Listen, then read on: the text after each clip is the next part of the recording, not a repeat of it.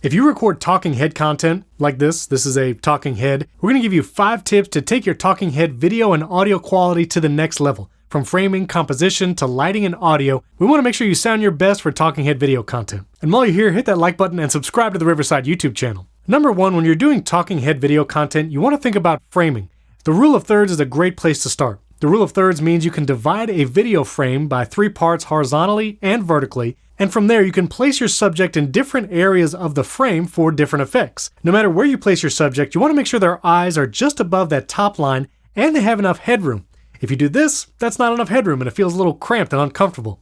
So make sure you have a good amount of headroom and the eyes are above that line. Now you can choose to place your subject either dead center like we are now, or you can place your subject to the left or the right. If you put your subject towards the left or the right, you want to make sure that their head is in the intersection of those 2 lines. Now, if you're doing some kind of call to action or you want to address the viewer directly, a straight-on shot like this might be good.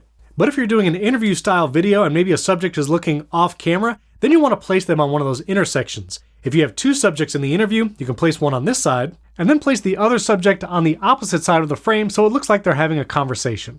If your subject is seated, you typically want to shoot above the lap and higher. Sometimes clothes and different parts can be unbecoming, and so going from about right above lap height and up is the best way to frame the shot.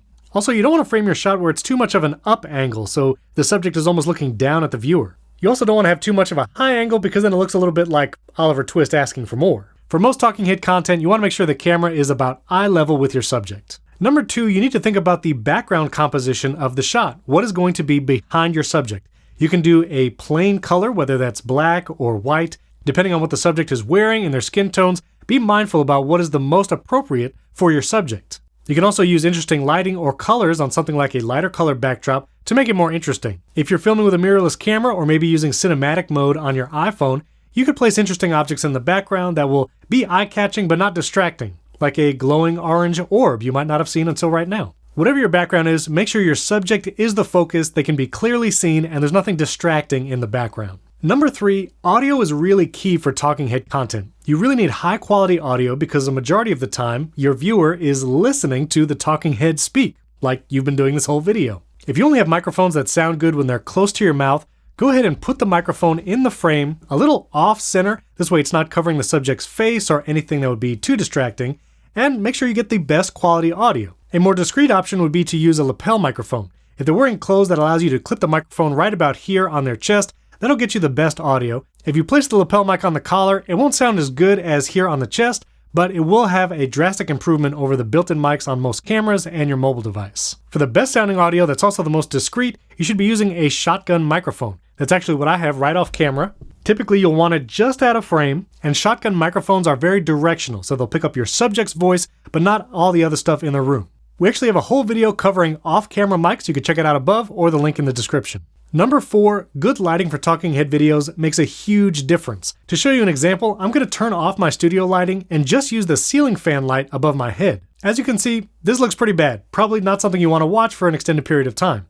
Even just adding one key light with a softbox can make all the difference.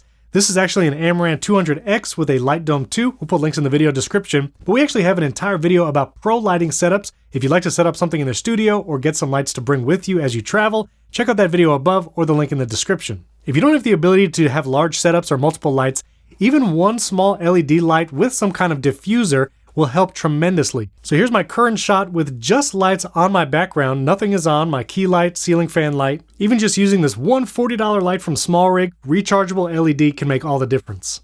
Back to the 3-point lighting. That's better. Tip number 5, having a secondary camera angle for talking head video content will make it much more engaging for your viewer. Now, if you don't have a secondary camera, you have a couple options.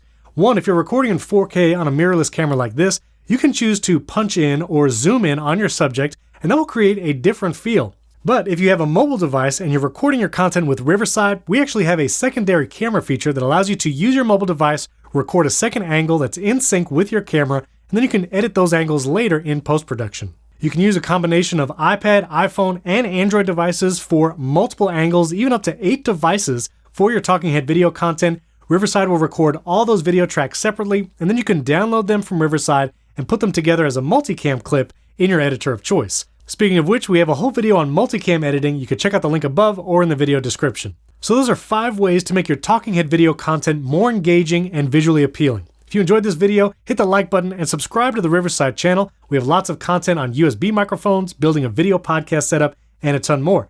Also, leave a comment below if you have any questions about your talking head setup or anything at all. We'd love to help answer you there. Thanks for tuning in. We'll catch you in the next video.